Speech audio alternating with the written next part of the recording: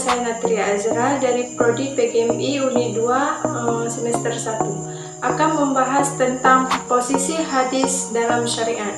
Pengertian hadis. Hadis menurut bahasa itu sesuatu yang baru, menunjukkan sesuatu yang dekat atau waktu yang singkat. Hadis menurut istilah syara ialah segala sesuatu yang disandarkan kepada Rasulullah SAW, baik berupa ucapan, perbuatan, atau pengakuan atau takrir. B. Kedudukan hadis sebagai hukum Islam.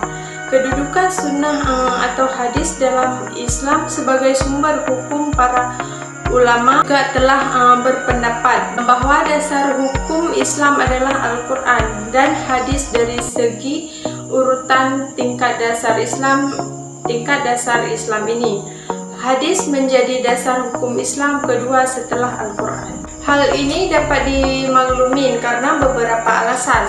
1. Fungsi hadis sebagai penjelas terhadap Al-Quran. Hadis sebagai penjelas atau tambahan terhadap Al-Quran, tentunya pihak penjelas diberikan peringatan. Kedua, setelah pihak yang dijelaskan Al-Quran sebagai pokok asal, sedangkan hadis sebagai penjelas atau taksir yang dibangun karenanya. Dengan demikian, segala uraian dalam hadis berasal dari Al-Quran. C. Fungsi hadis terhadap Al-Quran. Dengan demikian, bila Al-Quran disebut sebagai sumber asli bagi hukum fiqh, maka hadis disebut sebagai bayani. Dalam kedudukannya sebagai bayani, dalam hubungannya dengan Al-Quran, ia menjalankan fungsi sebagai berikut, yaitu A. Menguatkan dan menegaskan hukum-hukum yang tersebut dalam Al-Quran, atau disebut fungsi takyid atau takrir. B. Memberikan penjelas terhadap apa yang dimaksud dalam Al-Quran. Dalam hal 1. Menjelaskan arti yang masih samar dalam Al-Quran. Yang kedua, merinci apa-apa yang dalam Al-Quran disebut secara garis besar. 3. Membatasi apa-apa yang dalam Al-Quran disebutkan secara umum. Yang keempat, memperluas maksud dari sesuatu yang disebut dalam Al-Quran.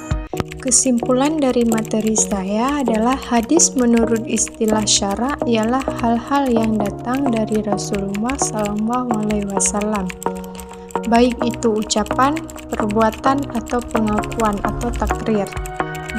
Jumhur ulama berpendapat bahwa hadis berkedudukan sebagai sumber atau dalil kedua setelah Al-Quran dan mempunyai kekuatan untuk ditaati serta mengikat untuk semua umat Islam. Fungsi hadis yang utama adalah untuk menjelaskan Al-Quran. Bila kita lihat dari fungsinya, hubungan hadis dengan Al-Quran sangatlah berkaitan.